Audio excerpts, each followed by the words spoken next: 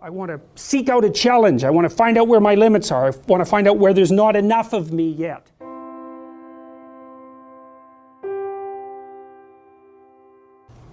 Accept responsibility for the catastrophe of your life. And that way you transcend it simultaneously. And there's an unbelievably hopeful message in there. And the message is, you're actually strong enough to do that. You just don't know it. And you won't find out till you do it. You can't find out till you do it. But if you did it, you'd find out that it was true.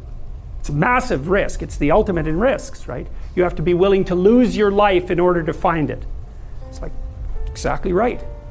So that picture, when I started to understand that picture, well, every time I look at it, it just blows me away. I can't, it's an unbelievably sophisticated set of ideas. But I don't think it's much different, really, than this idea. I mean, Buddha finds his enlightenment under a tree.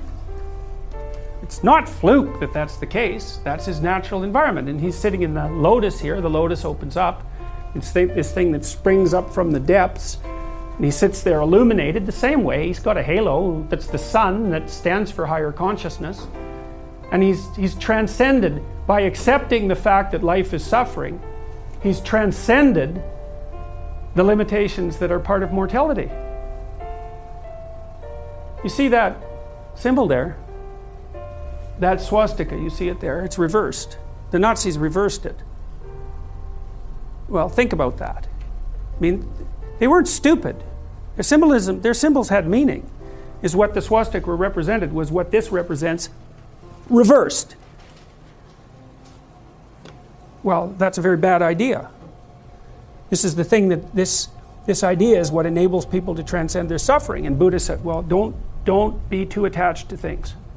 And what does that mean? It doesn't mean deny the world. It might mean deny the world if you're too in love with the material, like with material well-being, let's say, then your pathway to transcendence and meaning might be to abandon that because it's constraining you. It's making you less than you could be. But the fundamental lesson, the more fundamental lesson that's underneath that is don't let what you are stop you from being what you could be. Right. And so then the question is, well, what do you identify with? Do you identify with what you are? Then you're a tyrant. Do you identify with chaos? Because that's the opposite of order, say.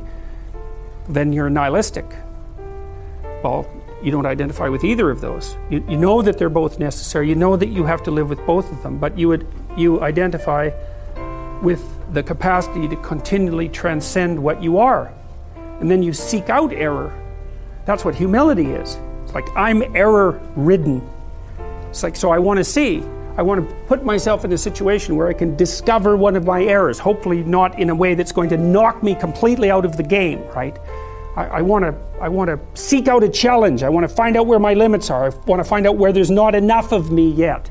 And I want to do that in a way that's engaging because, you can wear yourself out fighting dragons, obviously. You can exhaust yourself completely, and that's not helpful.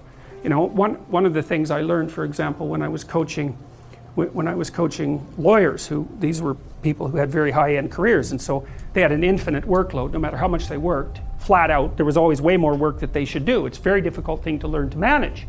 And so they were exhausting themselves, and I said, well, you have to work less per day. It's like, well, no, that's not happening. I can't do that. And so what I learned over time was, okay, so this is what you have to do. Every 3 months you have to block off 4 days and go have a vacation. And you have to plan that in advance so it's in your calendar so that your secretary doesn't book your time. And then you need that because you have to recuperate enough so that you can work as hard as you're going to work. And of course they were nervous about that. And I said, well, look, we can calibrate this. Let's keep track of your billable hours over the next year and see if they increase or decrease. Because I bet you if you take more time off, you'll actually have more billable hours. You'll actually have your cake and eat it too. You'll get to have a vacation and you'll be more productive. And that inevitably, that was what happened. And so that's a matter of calibrating the game properly, right? You want to play a game that you can play today, but also one that you can play next week and next month. We're not talking about, your career this week. We're talking about you having a career that lasts 30 years, that doesn't kill you, that doesn't make you hate yourself or the job, that doesn't make you bitter, that doesn't wear you to a frazzle. So it has to be optimized. And so I think that you can, in fact, decide to take on the load that's optimally meaningful if you want, and then you get to have your cake and eat it too. You're on the pathway to continual incremental improvement. You only have to burn off a feather at a time instead of having the whole bloody thing burst into flames. But it's a constant source of renewal. And there's an idea that to be renewed, you have to drink the water of life, right? That's an old mythological idea.